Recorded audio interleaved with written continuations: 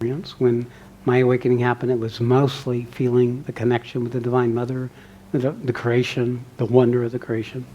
So truth came later. But for most, truth comes first. Love comes later. And it's not easy to know from truth that love is something you would want. So in my case, I knew that there was a purpose for the awakening.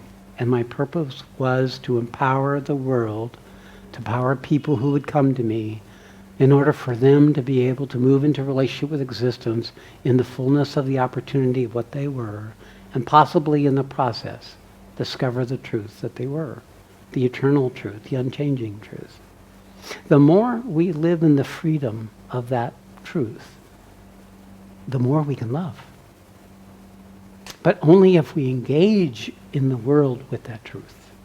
Only if we bring that heightened consciousness, that greater discernment, that ability to perceive the error of the habit of our ego and how it runs and determines and veils how we perceive and experience life. Only in that discrimination can we be useful coming back into the world. We're all going to be veiled when we awaken. We're going to carry the veil of our human nature. We're going to carry the veil of our culture. We're going to carry the veil of the acquired attributes we developed as we were educated, or even on our spiritual path. And these are going to coat, they're going to shade, they're going to put a lens on what it is that's the truth that's arising. So in order to become effective, we have to have a discernment that's related to that quality of our consciousness that can perceive truth. The nature of perceiving truth is the ability to see the purpose of what is arising. You may not be able to understand it, but you can recognize, okay, this shit is coming up right now for a reason. I'm in this reactivity for a reason. This particular situation's become very difficult for a reason. And the reason has a lot to do with teaching us how to be with what's arising. The universe will keep expanding us. I can tell you this, having done this for 22 years. Our ability to move into relationship more fully with existence once we start finding. Because what is it that's finding? It's the Supreme itself finding itself through each of us. It's the divine principle of which each of us are an expression of, that Supreme Being principle, discovering itself through each of us. Therefore, it's very personal, but it's also universal. And it's here for that purpose, to empower the world to wake up and move into relationship with each other, with life, to perceive accurately, to see the purpose of the unfolding of mankind, and to recognize the cycles that inevitably happen in the course of mankind, because we're all living under the ocean of samsara, of the error of the collective humanity. So much of the work cannot produce outcomes that you would recognize would be positive. All you have is the right to keep meeting the darkness in whatever form it may rise as your dharma. The outcome you leave to divine. All you can know is that when you're operating and moving into relationship with what's arising purposefully, willing to include and to learn what's limiting you from being with it fully, then you are fulfilling your dharma. And we can't know through our little human, even our awakened awareness, how all this fits in with the unfolding of the opportunity of this time for mankind. So we play our part.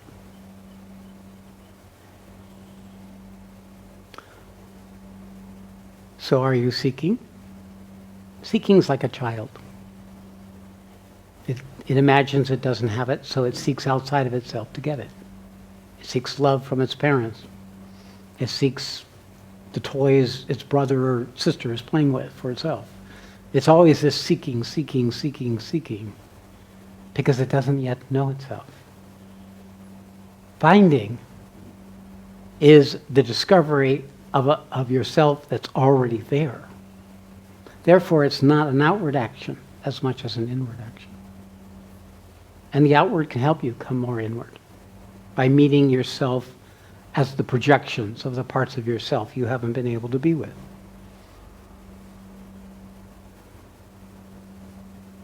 So when you look in your life and you look at where your troubles lie as your parents or your mother or a boss or trauma that happened to you, if you have a picture of the person, put it on your altar and bring it into your sacredness. Light a candle and sit with that part of you, that repulsion or that fear or that negativity or that judgment or that reaction as your own experience until you've been able to experience it out where it becomes familiar and there's no longer a charge.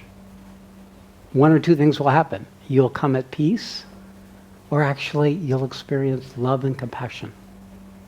You'll experience what I've experienced, which is the recognition that everyone does not know what they're doing. They too are simply an acting out of their programming, of their suffering. I remember I had my son, he used to be really good about telling me what was wrong with me. So whenever we were together, he would constantly be telling me, why did you do this? Why didn't you do that? Why weren't you here for me in this way and this way? And I would just say, you're right. I wasn't there. I wish I could have been. I was just living my life. And one day I said, but Aaron, you have to think of who my parents were. And he just stopped. And he said, oh. And he never complained again. So it's this recognition that we're all unwitting instruments of our ancestral karma, our mother, our father. And what he discovered was compassion. It was really the beginning of a long-term healing that eventually happened, where he became my student. But it was clear that nobody who you may have a problem with knows how they're creating suffering for themselves and others, for the most part. Or they're beating themselves up for it, not knowing that they inherited this pattern and it's really not theirs. How do we come out of this whole tangle of our embodiment is part of the journey of finding. Okay. Hello. I'm here. All right. That's good. So I have this lady in my life. I haven't fallen out of the chair yet. Okay, good. Not just because she's in there as a energy sink, but also because he keeps reminding me of anything that I have left over from my relationship with women. Through your wife, yes. Yes, as my wife. So this has been, and I get to be the continual thorn in her side about her relationship with men. And usually the dynamics between the two is always very interesting and seems to never go away. So there is, however, this greater acceptance of this is how it is, and a way and a willingness to play with it in such a way that it's constantly an opportunity in the moment of the reactivity to say, okay, this is what's arising. It's as if to choose the finding of what's going on. And for me, it's simply a matter of choosing her being that way, just like she is, as if forever. Yes. And being the way I am, as I am reacting, as if it's forever. It's something in the forever part that actually allows for it. And then every time it arises, there's again choosing to be in that relationship with what's arising. And there's something quite delightful that has been slowly unfolding in the years and years of this process. I mean, relationship between men and women is pretty tangled shit. It really gets down to the whole human need and seeking, structure. So when we can come to responsibility, even in an awakened lifestyle, even where the whole life is about serving the manifestation of divine truth, it's still a rich arena of choosing to come into a higher level of purposeful relationship with whatever is arising as an opportunity for a greater expression of that sacred principle. And what is it that allows me to do that? Well, I sacrifice my point of view. I sacrifice my position. I sacrifice the rightness of my reaction. And in that sacrifice, I do what sacrifice means, makes holy. When I choose to own it as my experience, and I leave her to be like she is as if forever, I make holy our relationship. I make it more whole, more full, more complete. And so it's true with every relationship, including our relationship. This ability to keep, why am I still here? Well, why is it still? She's choosing to still be here. Some days she has to choose 2 or 3 times in a day. But it's just like that. Because the value becomes apparent to you. You're not submitting it's not submission. It's a surrendering to the opportunity in a more full relationship than you would know you could do before. And in that act, you come into existence more fully. And whatever arises resolves. Usually we just start cracking up. I learned the way to stop it. Because I go, hug. Yes. Hug. It works every time. Body talk. Body talks. I like you. You like me. I like you liking me. You like me liking you. Okay. Yeah. To go on. I feel like I'm in an Escher painting.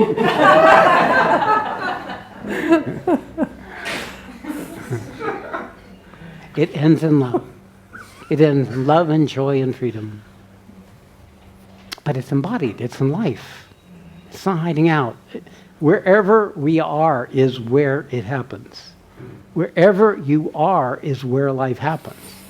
Doesn't make any difference how it is for me. It makes all the difference how it is for you. And you're in charge of choosing that opportunity. You're the one who can begin to strengthen your capacity to find what separates you from that divinity that you've been clinging to consciously or unconsciously, or making real for yourself endlessly, consciously or unconsciously, and to pull back from doing that. And to choose not to keep believing the reactivity and the judgments and the story making that goes with that stuff. To dismantle the authority we've given to these patterns of behavior to overtake us. And in that, reclaim our authority to create life newly. To create life newly by choosing how life is, as it is in that moment. Not just in the great moments. Everybody can choose life when it's great, or when it's good, or comfortable. The real work in finding is choosing what you don't want to be with. Choosing that which is uncomfortable. Choosing that makes you anxious, or fearful, or small, or contracted. Choosing to be with that, to meet that, to get to know it, to get familiar with it. To live with it. It's like living with bed bugs, living with ants, living in India. You learn to live with it. So it's this learning to live. Well, it's the same in the West in its own version, traffic and so on and so forth. It is choosing that, and in the process, we reclaim our ability to choose life, choose truth, choose to be useful, choose to not live just for our own benefit, choose to be able to support others in choosing, in finding what it is that they already are. At some point you come to the point where you see the divinity in every person, even if they can't see it in themselves. So they can act any which way. And you have this great patience for them, because it's the inner divinity just struggling to come out in the process of trying to find its way. And as if you can see them, and if they can see you seeing them that way, they begin to have faith in that same quality within themselves. That's the true role of the spiritual teacher, is they recognize the divinity in you, and you recognize that that divinity in you is being seen, and in the process empowers your own ability to know your own divinity. It's like seeing the best in someone. When you're with someone who sees the best in you, even when you're acting terrible, it's like you can be okay about it. So you can learn to come into relationship with yourself in the relationship with the teacher, because they have the patience and the love to be with you. Even if they seem to be cruel at times, or they seem to not giving you the attention you want at times, or giving other people the attention that you want at times. Whatever be the structures, the fact is there is always an opportunity to choose, keep choosing, to bring forward your best self, the best possibility for yourself, and to discover what in you is still seeking instead of finding, still wants something rather than is willing to discover something. All right, there you have it. We got there. All right, so anybody like to come forward, talk or share?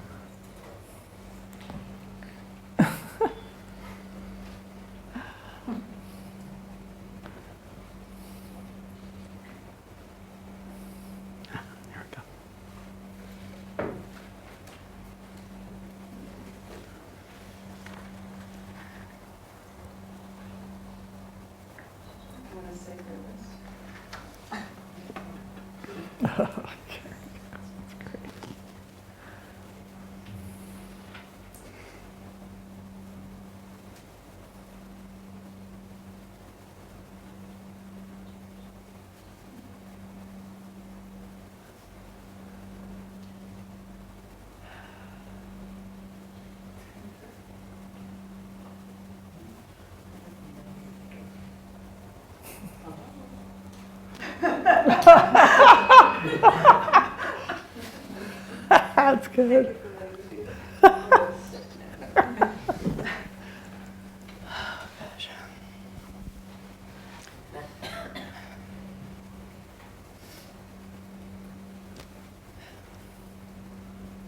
I'm so grateful to be here. And when we had the facilitator meeting, yeah, I'm the example of how not to hold the mic. Just be intimate with it. Periodically reach out and lick it with your tongue.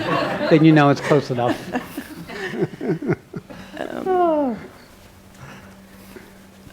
So during the facilitators meeting, we were speaking.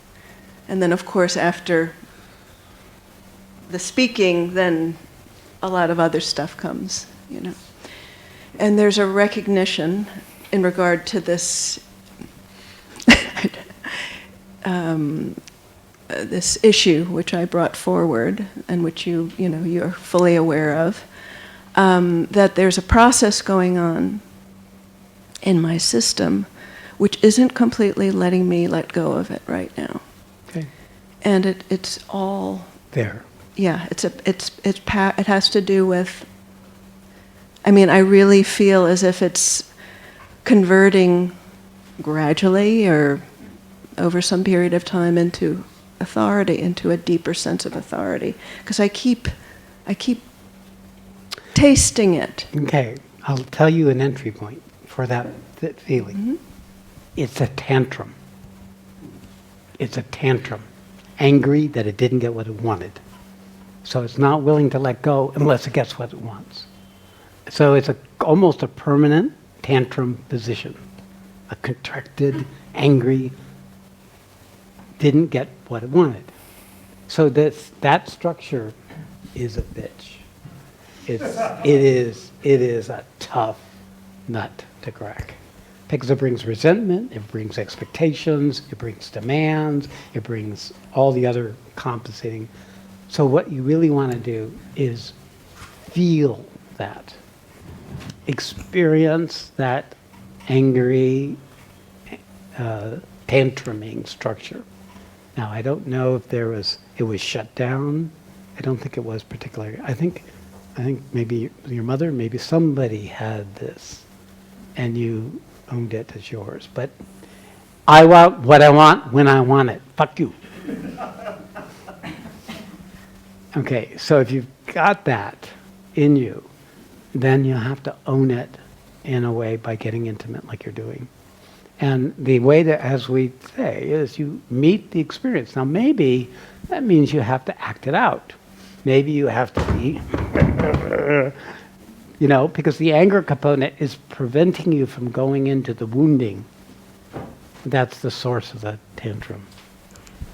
And that wounding is where it's, that's like, I can't live if I can't get that. Okay, did that resonate?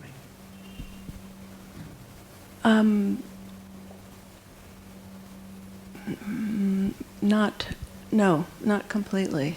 Okay. What are you feeling there right now? Well, what I want to say is that I've shared what I've been experiencing, with everybody who I've had issue with or imagined. Yeah. And so I feel as if it's being held with everything. I mean, I'm showing up. Okay. I'm holding it. Yes. And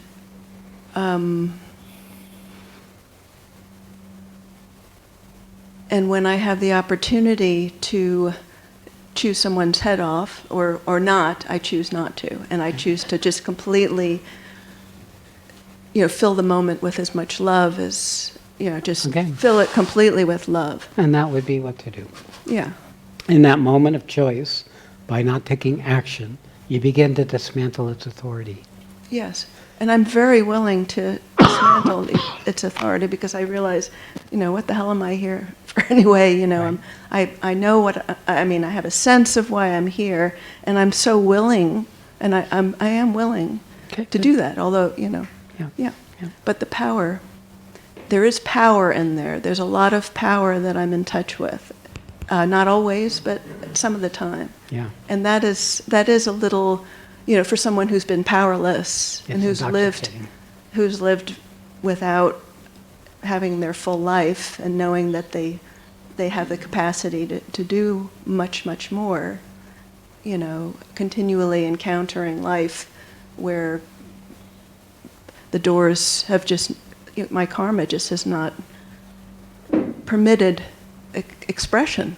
Mm-hmm. And even, within the community, it seems to have duplicated that, which is kind of like a big flag for me, like, take a look. Yeah, right. The universe is providing it. Exactly. Keeps providing the situation. Exactly. Mm-hmm. So what this, of course, too, is also a reflection of a need to be seen. The need to have the opportunity, as if someone else is creating the opportunity.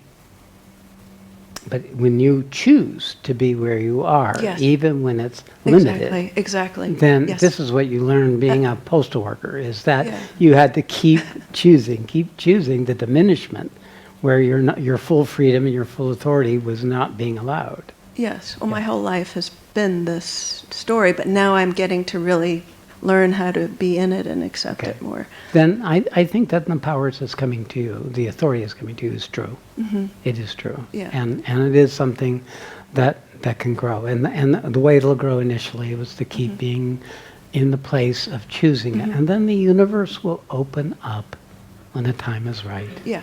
for you to have it. I believe it already has. It's providing you this opportunity. And that is where this will take it to the next level, because it's not just that we have to dismantle the old pattern. We also have to create a new ego, a new way of being in existence that's free of that pattern, that allows a new paradigm to be created. And it takes time, because karma is something that's created by repetition. The karma that bound us is kept in place because we repeat it. When we stop repeating it, we're not adding any new karma, but we're burning off whatever old karma associated with that pattern. Yeah. But when that gets, at the same time that's dissolving, we create a new pattern that's aligned with the truth of where we are, where we're choosing the moment to be in authority in each moment. Yeah. Then you start creating a karma, which then the universe will eventually start responding to. Yes. See, when you change your nature, you change, but the world won't change initially. If you're a recovering alcoholic, you'll discover this. People who knew you as an alcoholic, even though you're a recovered alcoholic, they won't believe that you're a recovered alcoholic. They won't trust you. They won't believe you. They will say, he's going to fall or she's going to fall. And that doesn't need to be alcoholism. Any addiction pattern that has caused damage in your life will create a consequence in the outer world. So when you recover, when you reorganize yourself, you have to start demonstrating a whole new ego in such a way enough so the world can respond to that new way of being.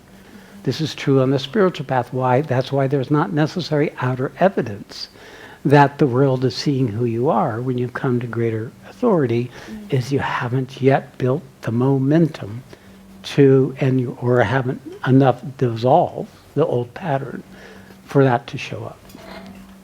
So you're in the process of, you just did a lot of unwinding working in the Postal Service. Yeah. Right. Now you're in the process of creating a new pattern of being in the world where it's not about you, it's not about paying off a debt, it's about being useful and to be of service. And the more the love comes and the fulfillment of doing that comes, the more easy and effortless.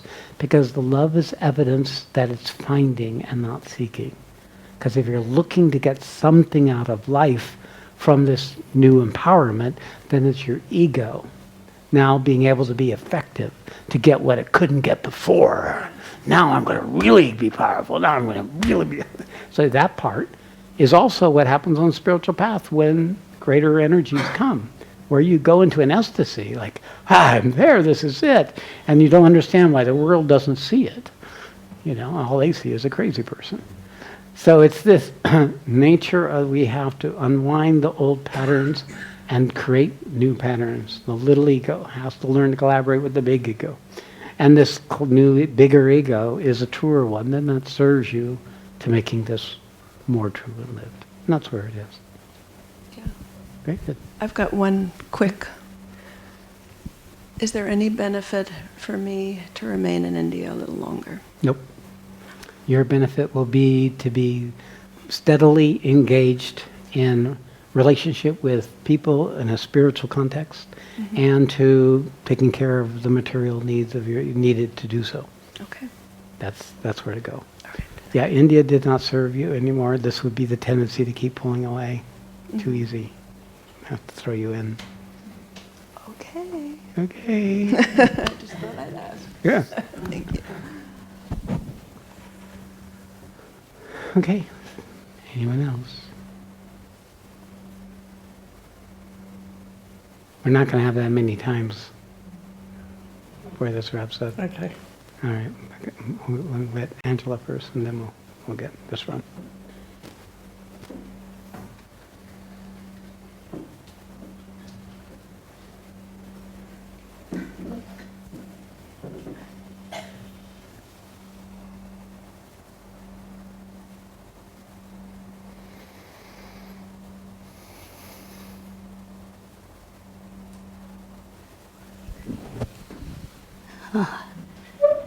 See what comes out.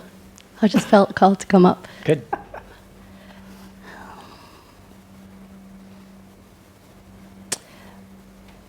I think, what's been going, there's been quite a bit going on in my throat and my head, like my third eye, and I felt connected to what Erica said. There's just been a lot of patterns of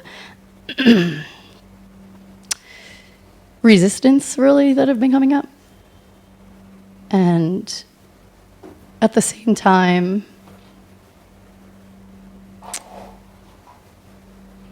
this isn't usually a word I use, but compassion. And like in the high heart, which isn't a word I use either. So I really just, I'm coming here to just check in, and I'm just aware that I feel shaky. All right. Well, it's Seems like there's a lot happening. there is both. What is resistance? If you look at it, it's an experience. You can feel it. You can feel resistance in your body. It'll have different locations. You can have resistance in your throat, resistance in your chest, resistance in your gut, in your diaphragm, resistance. You can feel resistance. Resistance is a part of us that does not know how to come into creation at that moment. Resistance is arising. It may be an issue. It may not be an issue. It's simply a pattern of resisting. And what do we resist? We resist something we don't know how to be with. We're afraid to be with. So it's one of those. We don't know how to be with, or we're afraid to be with. We don't know if we can trust ourselves to be with it. We don't know if we can trust the situation or the people in the situation or a person to be with it. It's this feeling we're incapable of coming into existence. And it's really what ego is. Ego is basically a protection structure so that we don't get overtaken by existence. And this is its main function. It isn't anything we have to do. The whole system will do it on its own at different times, different cycles, different circumstances, different energetic situations. When we can notice the resistance and be with the resistance as an experience in our body, but still take the needed action, such as coming up here, we reclaim the authority of the resistance over us because we become vulnerable. Now, she also gets a payoff for being in the front chair, so that may be enough compensation to overcome that resistance. But the resistance is usually more powerful than our willingness to take a chance. But if you're the nature, that's one part, and that's coming up right now. And part of that may have to do with your relationship with yourself, your compassion and your self-love, or your relationship with other people or the circumstances in your willingness or openness. Often resistance comes up with the absence of love, the absence of compassion. But now on the spiritual path, they can both come up at the same time, where you can be both in resistance and in compassion. It's the paradox of what happens on the spiritual path. In fact, human beings are very complex. They have one part of you that are resistance, another part of you is eager and wants to have and discover something. So these could also be concurrently coming up.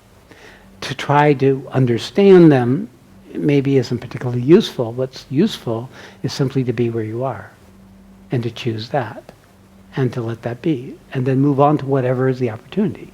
Maybe you don't have a role, you're sitting in the room, but today you took to come forward. So that's one way of holding the infinite changing multiplicity of every human being in which you're an expression of. Yeah, I can feel the heat rising in my neck. Yeah, In my heat throat, rising yeah. in your throat.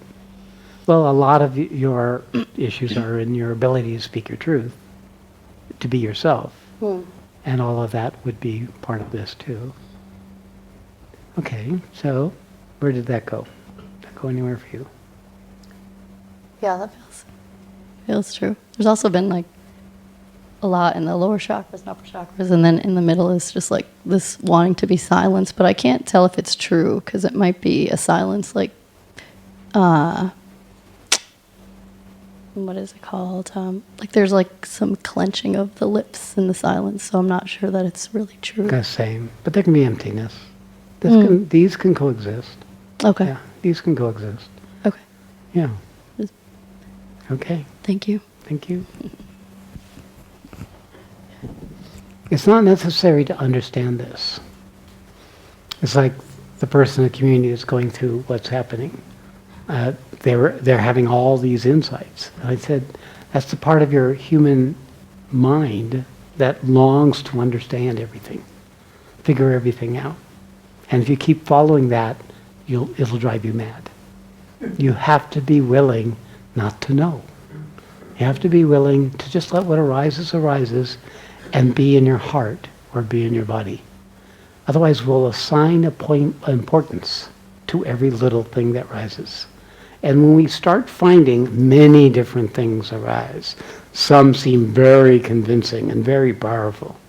And if you believe they are to be true, you keep them in place. But if you just let them be, they will fall away because only truth remains. Untruth always comes and goes. Truth always comes and grows. So the way to see if it's truth is see if it comes back. And if it comes back consistently and regularly, where there's some evidence of what it looks like when it starts showing up, rather than something that takes you exalted and then throws you into a pit of reactivity. So the principle of recognizing this endless passing menagerie of the energetic field that we label and have feelings and moods and that we assign to that is that all of it's coming and going. It's inherently unstable. The secret here is to find what is stable, what is the unchanging.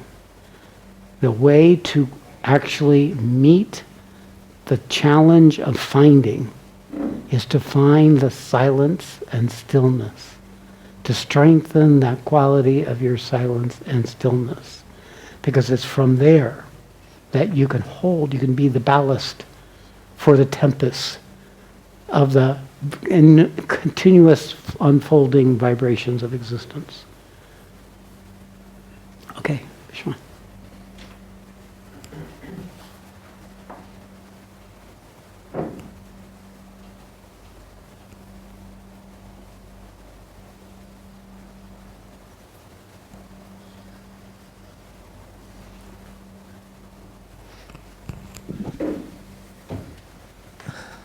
Namaste, Vishwa. Past few weeks has been very enriching, not only from you, from each and every one in the room. So much to absorb, and I can feel that being part, because I am getting benefit of people who've been through for so many years with you. So it's very fulfilling one side. So meditations have been a lot of significant improvement. So time just flies, and I just recognize the moment before the bell rang. Yeah. So, So you're moving into relationship with your true nature, yeah, and it's deepening, and you're in this recognition and appreciation that you are changing, that there is this, that's the evidence in your own experience that the quality of you in existence starts changing. That's yours, that's yours. But the situation and the opportunity is something to recognize and appreciate, because in some situations we can come in relationship with our true being, and some take us away from it. So we need to begin to navigate from our own experience what's supporting you in finding what it is you're now finding, strengthening the unfolding of that which is still yet to be fully revealed. yeah. Yeah. And coming to the real world, when I woke up, again a lot of anxiety in the heart, because a lot to choose, right? Because suddenly a lot has been learning. I think, as you often say, is that initial period. It's a turbulent period, Yeah. especially in this so-called wakeful life. The other day I was discussing with Satyapriya that this is nothing but another living dream. It's just long. Yeah. So one side it's very empowering that life is easy. It's a dream. Just play by simple rules, endure the pain. Yeah, and Be the there's a divine. truth in that. There's a truth in that. The problem is when we take it personally, when we get vested, when we assign blame or credit. It's that's when life becomes not simple. It gets complicated, where we lose access to our ability to choose, our freedom to choose what's arising. So that detachment, that is a useful expression of truth. And that is the silence and stillness that allows us to choose to continue to discover and find what's left in life that we have not yet been willing to be with. What are we using our spiritual path to bypass in ourselves or in life? And what in life that we need to meet, or in ourselves that we need to meet, that we would seek that out as bypassing. And then what happens in that play between those two, the ability to come away from the old patterns and the ability to meet the old patterns, is really the transformational process. And that is situational. That is, in fact, what we create when we bring in the Sattvars, when we have our long meditations, when we do our deep inquiries. We create a biological, biochemical, bioelectrical, transformational rewiring of your system, so that it's not just an effort on our part, but an enhancing, a strengthening of our ability to be more effective finders and discoverers of that which separates us from our divine nature. So you've done really well.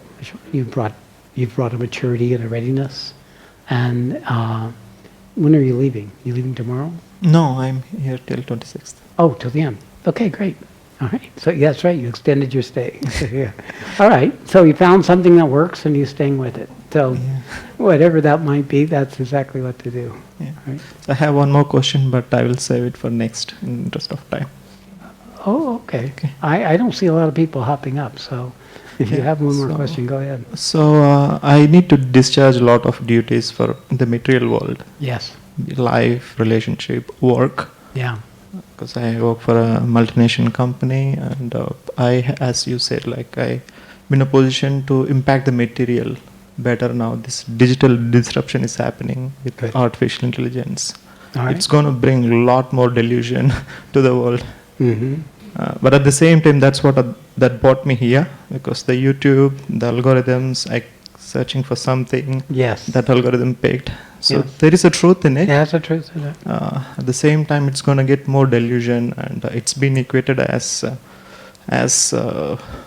fearful as climate change or the nuclear weapon. This digital disruption has been equated and discussed in the World Economic You're Forum. very correct in this, but it is something that mankind is going to have to go through to learn how for themselves to discern what's truth and untruth, because there's so much a barrage of new information and differing points of view.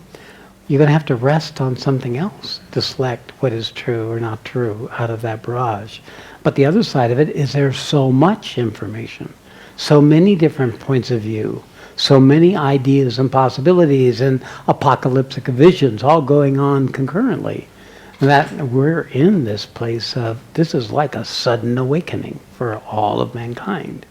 And it isn't going to look pretty. It's going to have to settle out. It's going to have to take its time. Now, as for you, when you go into your life, you should keep it simple. You don't want to be a revolutionary. You want to be low-key in the material world. You want to meet your needs and your requirements, your responsibilities. Do them simply, be detached from the outcome, fulfill your duties, and let the inner unfolding in you continue to expand, including choosing life showing up like it is without you having to take any action. Yeah.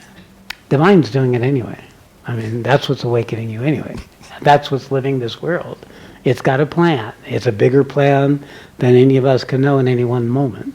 So you just play your part in that area and keep the focus on the strengthening and developing of what's coming to you. Yeah. In this context, can I say it, my lifetime bigger goal as say Nirvikalpa Samadhi?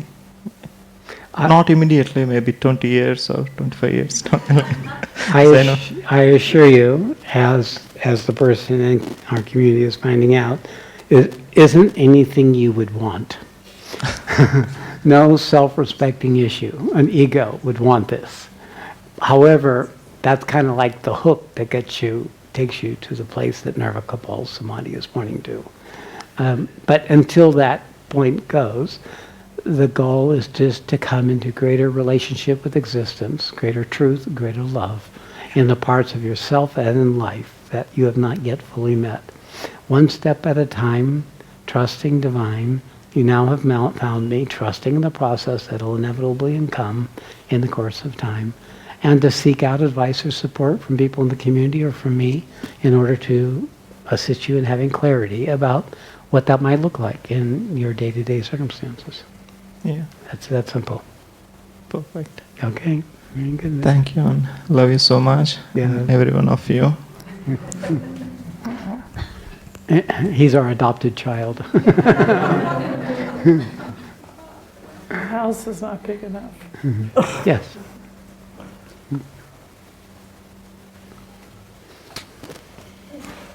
I'm going to chew some elephant. All right. Being up here is chewing elephant for me. I'm shit scared. Okay, so what I want you to do is look at and connect to every person in there. Put down the microphone. Yes, yes. Sit in your chair. Be relaxed and just look at every person and look at you in a namaste. Yeah, just take your time. Not too much time, but about a minute. It'll be enough. And just meet each person. Just be there and just let it in. Just let it in. Come on, just bring yourself into existence through each person. So it's right here. Yeah, okay, good. Okay, good. But be with them too at the same time. Have both of them going on. And it's been this way since maybe 5 years of age. Started school, Okay. and I've always tried to be somewhere in the back. Well, right now, I want you not to talk and just be looking at the people in the room. I got that's your issue. We're working on it right now. So all you have to do is look at everybody in the room right at this moment. Okay, good. Yes, go ahead. Yes, so the churning, the anxiety about being in existence. Yep, right there in your belly. Yeah, absolutely. Yep. That stunted me. Mike, yep. It's really stunted me. And It comes to your here. throat too. Yeah, yeah. And Are you noticing it in any other place, like your heart or your diaphragm? Right there at the there's rib? contraction here. Yes, poke it. Tell me if you can, it's a pain or a pressure? Sort of a That- contraction. okay, there's a contraction, Yeah. okay. All right. And So it's not safe or okay for me to be. yeah, Okay. sure. Yep. And here it's this Yeah, it's bigger. evisceration sort of. Yeah. Yeah. Okay, and is it been something you can be with, just feel and Yeah, experience? I can be with it, and Breathe into it, by the way, that helps to actually breathe down to that Yeah. area. Hold your breath and then release your breath. mm, Because then you're bringing your breath and your consciousness to that. That's the nature of the vital. This is a vital contraction. When breath is the way to calm the vital. And controlling breathing, which means you breathe in to the location of the contraction and you hold your breath for as long as you can and then exhale out. Do it 3 times or so, and then you begin to occupy that contraction. The truth of you, begins to occupy that contraction and starts soothing the body, allowing it to relax.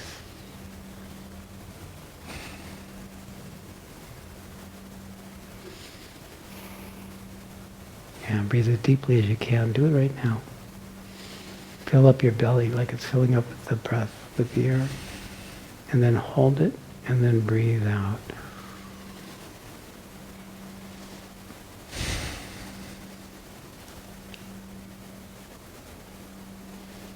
Okay, how's that going? it may require some more times. Okay, so but Yeah. that's the technology. Yep. Yeah. Yeah. All right. You're doing pretty good, you.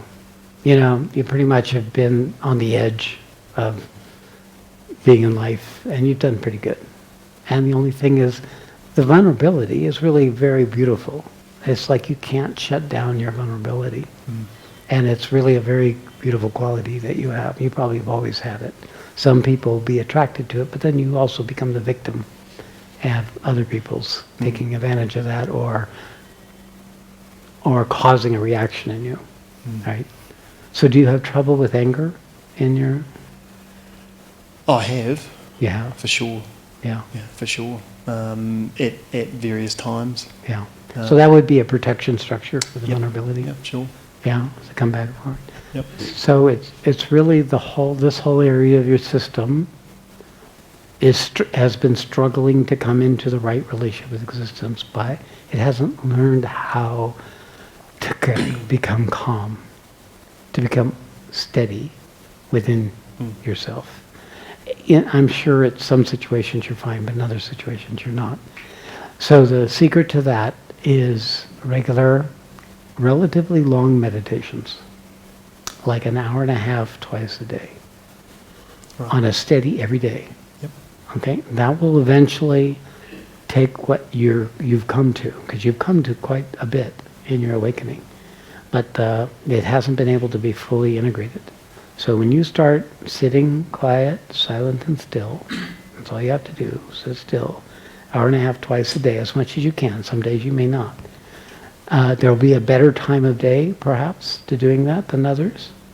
How are you with meditation since you've been here? Great. Great. Yep. How long can you have any trouble with the 2 hours? No. I mean, it's the last half hour. There's mind's starting to kick up. Okay. Hour and a half is plenty. And the hour and a half twice a day will start changing your entire biochemistry. Okay? Just be steady. You've just come to me, so this stuff takes years. But I would say over the next year, if you can keep up this practice, this whole structure will quiet.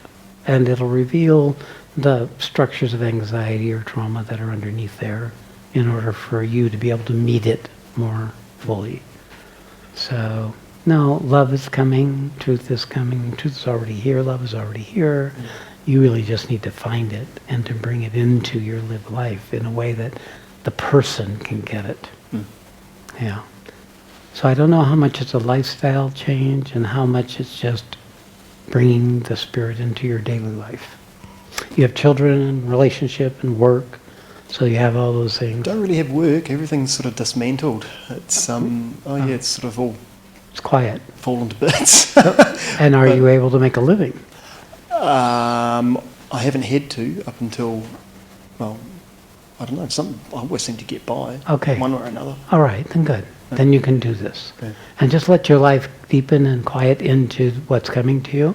And join me whenever you can, online or in person.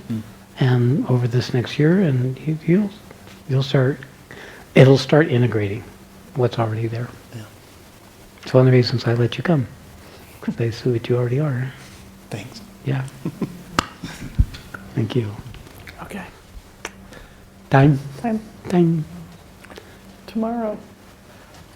All right. So, tomorrow we're going to do a intensive for the day, and it'll be interesting. Probably the most interesting conversation of this program, I think.